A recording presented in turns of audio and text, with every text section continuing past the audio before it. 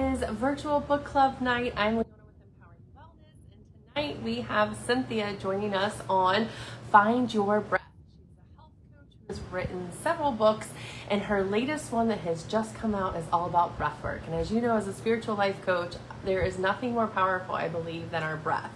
Working with me, we ground and connect every energy session with breath work. We work with the unconscious mind. We get those lessons that your unconscious mind needs in order to move forward. We get aligned action steps. But breath is always the anchoring part when doing spiritual life coaching, when theta healing, working with the unconscious mind, getting those lessons. When I do the coaching, somatic energy release, whatever the modality that it is that you're working with me, whether it's in person with fascial stretch and massage, anytime we're working on those like areas of tightness and tenderness, I always say use your breath. It is your superpower.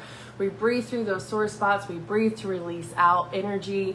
We breathe to be able to calm our nervous system down. We use breath in so many different ways. And I'm so excited to have met Cynthia, who understands that breath is our superpower. And it is so exciting to have her joining us live. This is our second week of joining.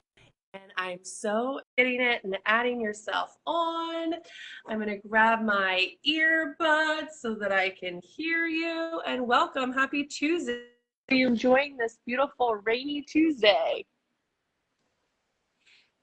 It is rainy. Makes me want to go to sleep, though. And energetically, as a spiritual life coach, I always see rain as cleansing and clearing and as like a little reset.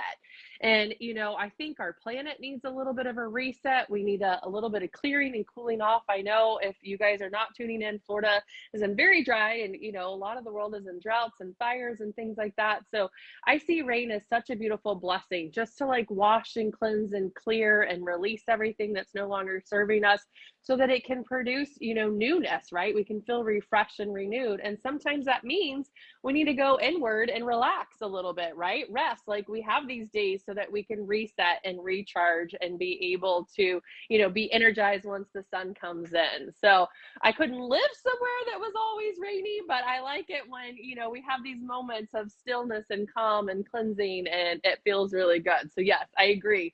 Nap times are the best during rain.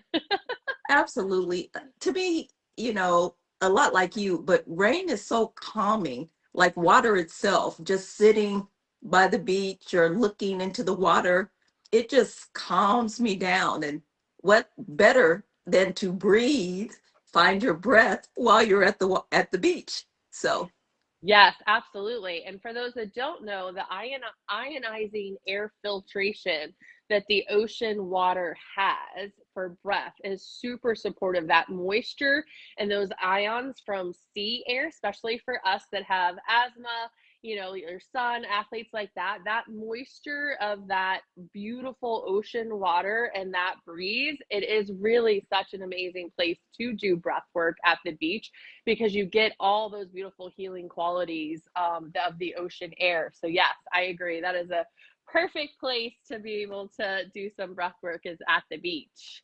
yeah. Well, you know what? I am like so excited about tonight.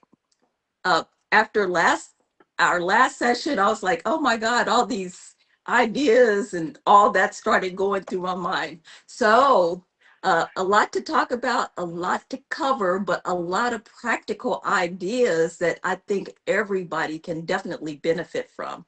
Awesome. So I would love to have you start off with just talking a little bit about yourself and what it looks like coaching with you, right? So like people kind of know with coaching with me, I use breath work for grounding connection as a spiritual life coach. I work it to, release past traumas, ancestral past life work, getting to the root cause. Breath is one of the anchoring tools that I use in my spiritual life coaching. So when people are coming to you and you're doing your wellness coaching with them, what does that look like? Let's talk a little bit about that, and then let's get into the book and give us some practical tips. Okay, perfect. Okay, so I'm not your typical personal trainer. I actually use a holistic approach. So I have three prongs. Um, I focus on the mind, the body, and of course, your nutrition. So, from a mind perspective, you know, I want to get to the root cause to see why you came to me, number one, because most of the time people don't have problems losing the weight, it's sustaining the weight. And I'm not really about weight loss, I'm about improving your lifestyle. I'm about lifestyle changes so you can take this lifestyle into your golden years and have like a great quality of life. So part of my sessions are based on mine. You know, we talk about what's going on with you, any root causes, what triggers, and I think that that's helpful because when you don't focus on the mind, you get people that have that yo-yo syndrome. You know, sometimes you will lose 10 pounds, but you'll gain 15. And you have like 3 or 4 different size clothes in your closet. And who wants to maintain that for the rest of their lives? Right? So there's that. So the second part of that is we have to get your body moving. And each of my sessions for each client is customized to what they do. You know, everybody doesn't want to lift weights. Some people don't want to run, some people want to swim, some people want to do Zumba. So we work the program around them. There you go. I'm So a Zumba girl. right. So like if I put like weight training, you would do it for a couple of times and then you'd stop. But if it's Zumba, you can do that all the time. And then on top of that, there's the nutrition because we know what we put in our body definitely you can't eat in the dark and it not show in the light, right? So we have to focus on nutrition. And a lot of that is not so much about the diet itself, it's about the education. What are you actually putting in your body? Because, you know, I joke about this, but most people don't know how to eat, right?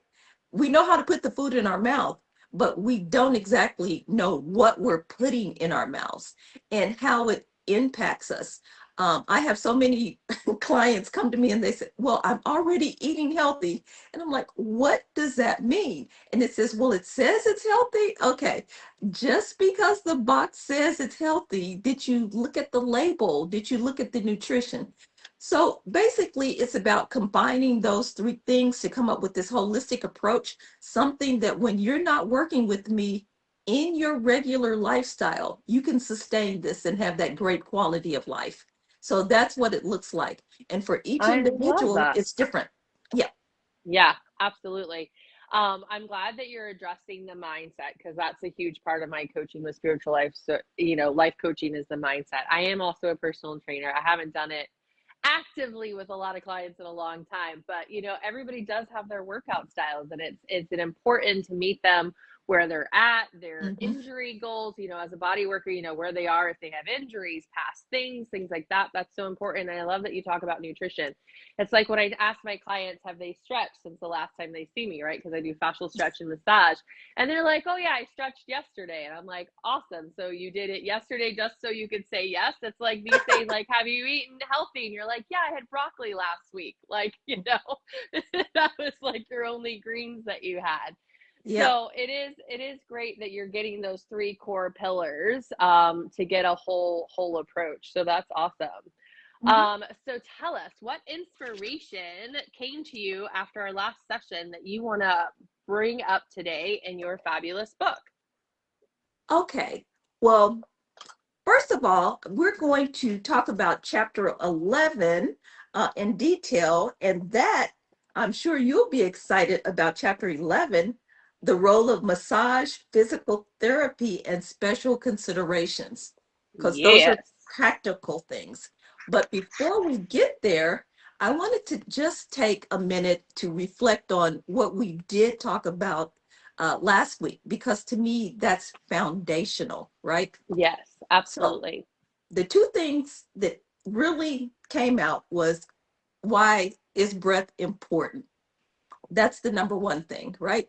So breath is important. Number one, we have to breathe to live. That's the number one thing there. But it also impacts everything we do. it's weaved into everything. Like when I was little, there was this song, and I'm sure I'm going to butcher it, but the knee bone is connected to the blah blah. Uh-huh. Yeah, yeah, Yeah, yeah. Head, yeah, shoulders, knees, and toes, right? All the bones are connected, right? right. So that's the way breath is weaved in and it's intertwined. So when we breathe well, we feel better. When we breathe well, we can think clear. We don't have that brain fog because we're getting the proper amount of oxygen to our brain.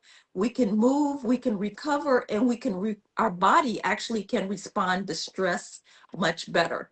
But most people, they might focus on some of those things, but the one thing that they don't put a lot of emphasis on is the breath. And so that's why breath matters. And so the other thing that we did last week was something very simple. Just like with any other process improvement project, you have to know where you're at. Like you mentioned a few minutes ago, you have to meet people where they are. And most of us don't know where we are in terms of breathing. And so we talked about the BOLT test, and that's the breath oxygen level test. Simple, just the simple, you just breathe in, breathe out, clamp your nostrils, and see how long you can hold them that way. Now, and you need to time it as well. So, for those that can do it less than 20 seconds, that's a red flag, right? Definitely, you need to work on your breathing efficiency. But for a runner, I'll just point them out. If you're between 30 and 40 seconds, you're in your sweet spot. But of course, if you can do better, then that you're even better. And so, like, you were our superstar last week. You were using your superpower because you're using it right now. You're still holding your breath. And that's not by accident. It's because you've been practicing your breath. So kudos to you. Um, and you're a breath person. And, for just illustrating just how much you can improve. And then the next thing that we talked about some of those techniques that can help us with breath efficiency. In fact, we use kind of an analogy of, like the car and the oxygen, right? Improving our VO2 max.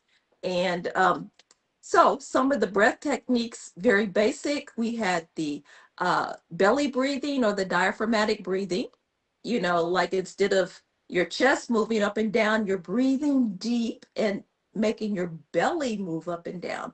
So you're doing those deep cleansing breaths. Then we talked about nasal breathing, simple as breathing out of with your through your nostrils, and not through your mouth. So why is that important? Because generally, when you breathe through your mouth, it's shallow breaths. So you might be breathing more, but you're not doing really a lot with when you're breathing through your mouth. It's shallow breaths, not the cleansing breaths, not really getting that oxygen flow to our brain. Then the other one was the rhythmic breathing. Mostly runners do that. They'll breathe to their steps. So they'll breathe in for 3 steps and then exhale for 3 steps. And, that ratio could be different, whatever they're comfortable with. And the one that is really kind of the flexing your muscle is the long exhale, right? So you might breathe in for 2 seconds, but you exhale for 10. There you go. You got it. So that's where we were last week. And something else, and she's still going. She's still going. Something else, too, I wanted to go back because you asked me a question that really got my mind turning. You asked me, was it any statistics out there about, you know, does breath work really make improvements? So, for my book, I will bring this up because we are both asthmatics. 25 million Americans suffer from asthma. 2.5 children suffer from asthma, which I had no idea. And just think about it. That does not even include the other respiratory disorders. So Right. it's a lot of people out there that need breath work. But here's the exciting part. Here's what really got me going. So I looked at this one study, and I'll share this uh, in our note in our comments. Comments? Yeah, Mm-hmm. uh, the group that participated in an 8 week long exercise, and this was doing maybe up to 15 minutes of breath work per day, they improved their lung function by 27.3%. That's awesome. And more so, you're familiar with the peak flow meter, I'm sure, with asthma, how much you can blow. Exactly. Mm-hmm. That group increased by 23.3% during that same period. In terms of enabling them to be able to control their asthma, this was astounding. It went from 9.2% at the beginning to 61.7% at the end of the study. Wow, that's Just, amazing. it is amazing. Overall, they had a 7% bump in their lung capacity. Now, this was another thing that you might find interesting, right? So they had one group that only did breath work and another group that did breath work plus they added some cardio as well. Mm. Both groups saw improvement. The one with breath only, 20.67%, and the other with the cardio, 27.37%. So only I mean, small major, increase more with the added cardio. That's amazing. it is amazing. So think about this. Hmm. These people had compromised respiratory systems, and just by adding breath work, they made these leaps and bounds in terms of improvement. So, what if the normal person just spent 5 minutes a day working on their breath? How could they improve their superpower? It would be Yeah. amazing. So, I thought that that was just really fantastic. I mean, it goes to that, like I mentioned, like my VO2 max was 38, and my watch compared me to Sarah Hall, whose was 60.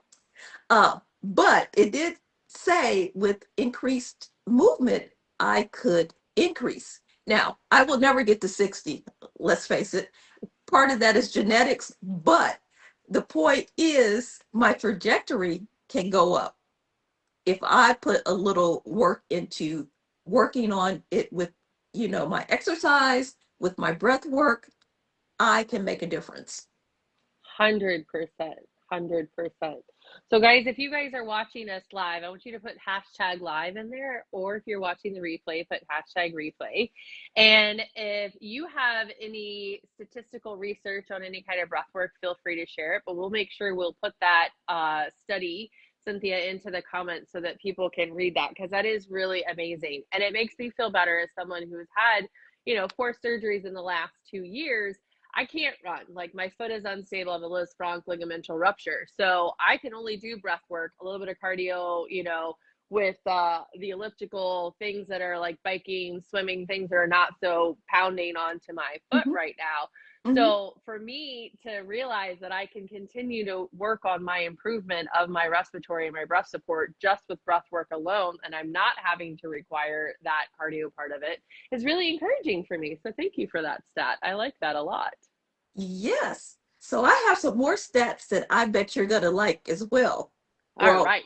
Give I it to don't know me, if you'll girl. like them, but they're definitely going to make you say, hmm. Mm-hmm. So so I think we're up to date on reflection on last week. So we can talk a little bit about our massage and our physical PT and all that good stuff. So Yes. as a So this was massage, on page 95 is the beginning of this chapter 11. uh, yeah, Yeah. yeah, for sure. So a lot here, and I'm going to try to condense it, and we'll probably expand on it next week. But Here are some key things. You know, massage does so many things for us. Um, you know, it relieves muscle tension. It opens up our diaphragm and rib cage so we can breathe more. Um, and, you know, it helps us move more freely, whereas PT can help us with our alignments, um, stabilize our core, help us build muscle, and on and on. But here's a statistic I want to know if you know about. How many, and I'll just ask you, how many Americans have never had a massage? Ooh, I don't know. I think a lot. There's a lot of people that I don't understand, don't like being touched. Mhm. There are a lot of people that have waited. Like, I have a lot of older clients that, I would say were in their 50s and 60s before they got their first massages. Where, like, I started getting massages when I was 12 because I Mhm. was a young athlete. So I would think people that don't get massages, I'd say probably 60% of Americans don't get massages. Well, you're I don't know. close. I You're don't know if that's close. right. Very close. Actually, it's 75%. Wow, that's even more. It was unbelievable. Now, and that actually is people actually going to get a massage. Now, we know that there are things such as self massages, right? And Yes, like just to myofascial release and foam rolling and things like that. you speak of foam roller, here's the foam roller. This contraption, you can, roll some of those kinks out of you. Other things like the stick. See, you're like me. Like I have like so many contraptions I can pull out. And then the massager. Um, yes, yes, it goes on and on. I'm a gadget person, so anything that I think will help, I'm willing to try. Um, so This yeah, rad roller system is my favorite, in particular, this little ball here. I teach actually a lot of classes about it, and this is amazing for all my office people, neck tension, bikers, cyclists, everything forward, mhm, posture, amazing. Yeah, I love the yeah, rad roller system. I have some balls. I don't know if you've heard of them, the melt balls. Have you heard of those? Mm-hmm. Yep. Amazing, because even though they are more focused on your feet and hands, actually the problem could be in your hip. So by rolling your feet, you actually release your hip. It's just amazing. That's another whole session right there. But Yes. I bring up the self massage because it's something we can do at home. But you probably know better than all of us, there are times when you can do the self massage, but you can't get to the root cause of the problem. You need a trained professional um, to really do that. And I don't know if you wanted to speak more about that or not, but that is the deal. Yeah, really quickly on that. So when we're actively, because we have to be active in our myofascial release, you can't do it really passively because you're constricting your muscles. Then you're always kind of have that little bit of tension in there. That's why, like, when I do my fascial stretch therapy, some of it is passive and some of it is active because I want to engage other areas. But when I'm working on trigger points, like, I actually have people breathe into the pressure of it and let the body just really relax and melt into it, because you want to work onto those trigger points. And I'm, passively moving the area so that you're not actively contracting. And it also allows people to concentrate on their breath and not like the exercise. Because a lot of times, when you're rolling, you're like trying to exhale when it hurts and like movement, and people can kind of get a little out of breath doing it and can be tired at the end of a Mhm. session if they're not doing it right. Where you're more passive on the table, you can get much deeper into the tissue, the trigger points can release, and you can use your breath to really aid and release and allow Mhm. the muscles to like melt. So, yeah, absolutely.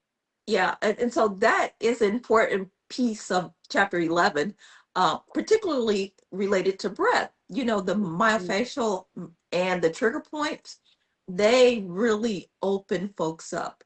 And in fact, that was another inspiration for this book. I was out on a run and I ran into a runner, and she told me she was a massage therapist, but she only works on people that have respiratory problems, opening up the chest. I'm like, had no idea. And so that made me go out and research more. And it's just amazing that of what the actual massage can do to help improve somebody's airflow. Yeah, absolutely. Yeah, I don't think people realize all the benefits of massage, that it helps improve, immune system, Hmm. your recovery, keep you more active, longevity. You think about it, lymphatic system, to detox, to cleanse. Like our lymphatic system doesn't have a pump. That's why when you're active, when you're jumping, Yes. when you're bouncing, when you're trampolining, when you're, running, when you're bounding, that's pumping and moving that lymphatic. It's detoxifying. But when we're massaging, we're also helping that lymphatic system pump. When we're body brushing, right? Things like that. Like there's just so many health benefits that, I think people see spa like as a luxury or massage as like something luxury. And it's actually really important for your overall health and well-being. Yes. Mentally, physically, spiritually, emotionally. I mean, it helps with so many different benefits. And It especially when does. I like what I do when I add in like the stretching part of it, because let's face it, we don't stretch enough. Like we can try to stretch, but when you have someone that is actually helping you facilitate stretching, it's a Mhm. whole different kind of feel to it. It's really amazing. So I love that talked about that. And people don't realize stomach massage, people don't ask for it a lot, but we hold a lot in our stomach.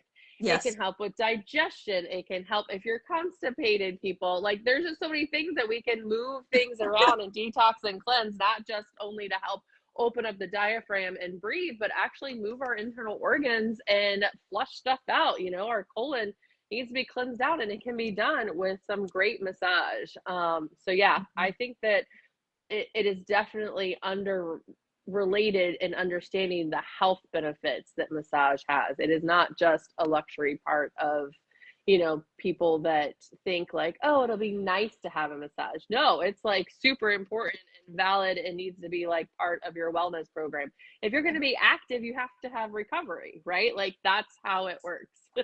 Yeah. So, I mean, like, were you in my head? Because that was the next point I was going to bring up was all of this leads to recovery.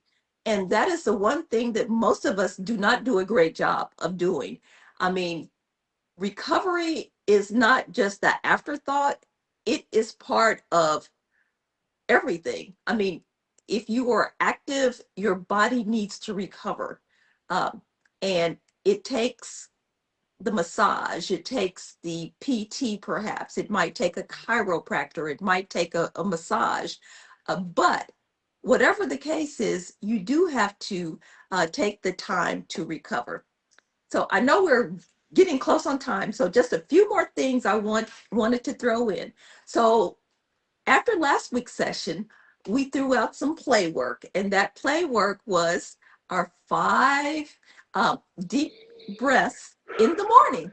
So I hope everybody took advantage of those 5 breaths. So we want to have more play work. We want to add to that. And here's why, because that deep breathing does not only help you in the morning, it can help you throughout the day. It is your superpower. So, case in point, I had a dentist appointment. I had dental surgery this morning, Oh, and I had to find my breath, right? Because I have white coat syndrome. Like oh, just the mm-hmm. fact of going to a doctor or a dentist, like I get anxious.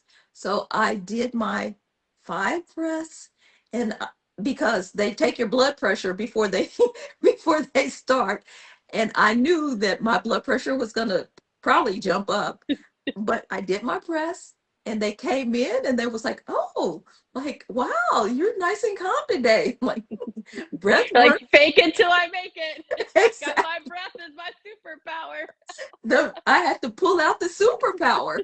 And so there are other ways you can use the breath. So, like in the morning, when, like, say, if you are a young mother or mother, you have to get the kids off, take them to school, then you have to commute to work, and then you have to get to your job and perform. Taking those 5 breaths is a good way to transition from one activity to another. Take the 5 breaths, you put the rest of the stuff in your rear view mirror, and you're ready to go with your new job, with your job. The other thing is, before you go to bed, you can take those cleansing breaths. Number one, to calm yourself down and get ready for a good night's rest. One more thing I want to say, and this is really important, but I want people to really listen to this because this is an important thing that really could help you health wise. So there are times when when people are alone and they might experience maybe some type of illness episode. Maybe particularly your heart starts beating faster, or you start to feel lightheaded. Well, number one, you should call 911. You should try to get a neighbor, a friend, or somebody to come help. But something that might buy you some time, guess what? It's your breath. It's like a breath CPR, right? So after you've done all those things to get help, you can continue to buy yourself time by breathing and then a forceful cough. So the breathing keeps the oxygen flowing through your brain, and then the cough and all the rest of that helps you keep the blood pumping to your heart. That could be a difference in how you turn out on the other side. So something to keep in mind and something to share with others. So That's amazing. So let's recap that. You breathe in, breathe out, and then forcefully cough. yes. Okay. So it's a Mhm. full breath in, full breath out, forceful cough. Then repeat. Then Full you just breath keep, in, full breath out, forceful cough. yes, as long as you can. Because again, you're keeping things going as long as you Mm-hmm. possibly can. And, like if it's a stroke or something like that, sometimes people do get unconscious and they can't do that. But the longer you can maintain your vitals, the better off you'll be on the other side when help actually gets to you. Makes So, total sense because it's pumping and cycling through and keeping as much oxygen into our brain as we possibly can and through our heart, which is important. So, yeah, yes. great So, tip. for this week, we want to continue with our 5 cleansing breaths, and we want to find one more way that we can add that breath work into our day. Uh, so, I love that. That's a great play work. And if you do it at night, fun fact, if your exhale is longer than your inhale, then it actually downregulates your nervous system even more to slow you down. So when we want to do balance breathing, we call it box breathing, box four, breathing. four, four, four, right? For a Mhm. more balanced, right? If you want to decompress yourself, like in the evening, you want to relax, you might want to go in for 4, then you might want to hold for 4, and then you can exhale out 6 or Alone. 8, Mm. and then hold and then redo it again. So as long as the out is longer than the in, it'll actually show your body that you're safe, that you're going to rest, and then you can fully get into that rest and digest process before sleeping. Yep, yep. So I think, we had a jam-packed night tonight. Very exciting. There's always more, so there's always next week, right? Yes, absolutely. So, guys, tune in next week, same time, same bat channel, 7 Eastern, right here. We're going to stream it into the virtual book club. We're so excited that you guys are joining us. And remembering, if you're watching this live, hashtag live, watching the replay, but hashtag replay. Put any of your questions that you have in there. We're going to put some of that information, some of those statistics, and that research in there, because remember, breath is your superpower and it can improve your overall health and well-being. And to be active, we also have to focus on the recovery, and that could be through massage, self myofascial release, foam rolling, acupuncture, chiropractic, physical therapy, whatever your modality of choice is, just remember doing something is better than nothing. And a good Epsom salt bath after a Ooh, great workout with some good breath work, some nice music, relaxing into the bath is one of the best ways. Get that natural magnesium into those muscles, breathe it in, add in some essential oils, add in aromatherapy. That can also intensify your breath. If you're breathing in that lavender and that peppermint, that helps open up your respiratory system even more. Some eucalyptus. Fun fact, eucalyptus is a muscle relaxant. That's why koalas are so chill.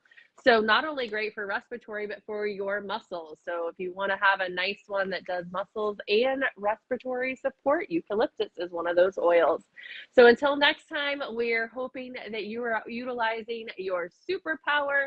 Get your breath book, get your breath on, guys, and we will see you next week. Thank you so much, Cynthia, for joining us tonight. Have a beautiful evening. thank you. Bye, everybody. Bye-bye.